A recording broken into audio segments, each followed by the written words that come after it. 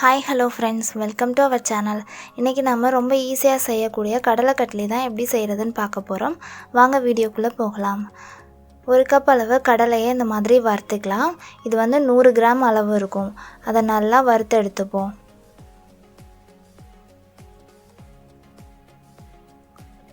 இப்போ இது வறுத்தாச்சு. இதில் உள்ள தோலெல்லாம் எடுத்துட்டு அகைன் ஒரு தடவை வறுத்துக்கலாம். அப்போ தான் நமக்கு அரைக்கிறதுக்கு ஈஸியாக இருக்கும். இப்போ இதை ஒரு மிக்ஸி ஜாரில் போட்டு பவுடர் ஆக்கிக்கலாம். இந்த அளவுக்கு கொரகொரப்பாக அரைச்சா போதும். இப்போ இது கரெக்டாக இருக்கும். நெக்ஸ்ட்டு நம்ம ஒரு கடாயில் 1/2 கப் சுகர் சேர்த்துக்கலாம்.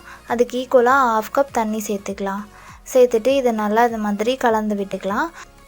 சுகர்லாம் நல்லா கரைஞ்சதுக்கப்புறமா 2 ஏலக்காவை இதில் சேர்த்துக்கலாம். இப்போ ஏலக்காவோட ஃப்ளேவர்லாம் இறங்கிருச்சு. அந்த ஏலக்காவை எடுத்துடலாம். இப்போ நமக்கு பாகு ஒரு கம்பி பதம் அளவுக்கு வரணும். அது ரெடி ஆகிருச்சு. அது கூட நம்ம அரைச்சி வச்சுருந்த கடலையை சேர்த்துக்கலாம். சேர்த்துட்டு இது கூட 1 ஸ்பூன் அளவு கீ சேர்த்துக்கலாம். இப்போ இது எல்லாத்தையும் நல்லா கலந்து விட்டுறலாம்.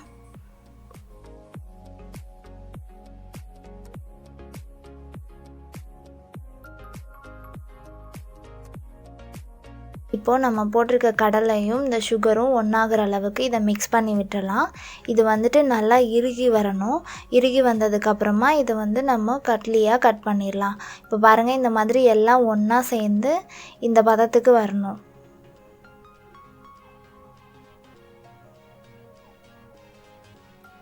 இப்போ இது ரெடி ஆகிருச்சு. இப்போ அடுப்பை ஆஃப் பண்ணிடலாம்.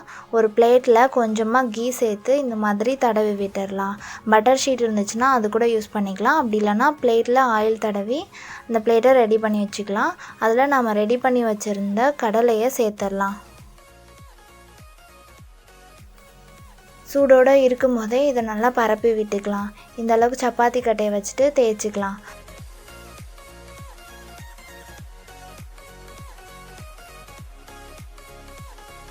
இப்போ இது சூடாக இருக்கும் போதே கட் பண்ணிடலாம். நான் ஒரு நைஃப் வச்சு கட் பண்ணியிருக்கேன். நமக்கு என்ன ஷேப் பிடிக்குமோ அந்த ஷேப்பில் கட் பண்ணிக்கலாம்.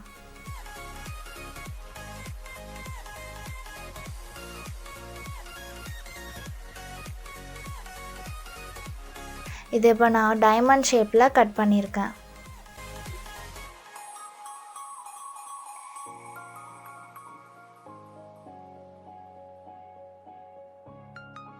இதை இப்போ ஆற விட்டுடலாம். ஆற விட்டுட்டு இது எல்லாத்தையும் தனித்தனியாக நம்ம எடுத்துக்கலாம்.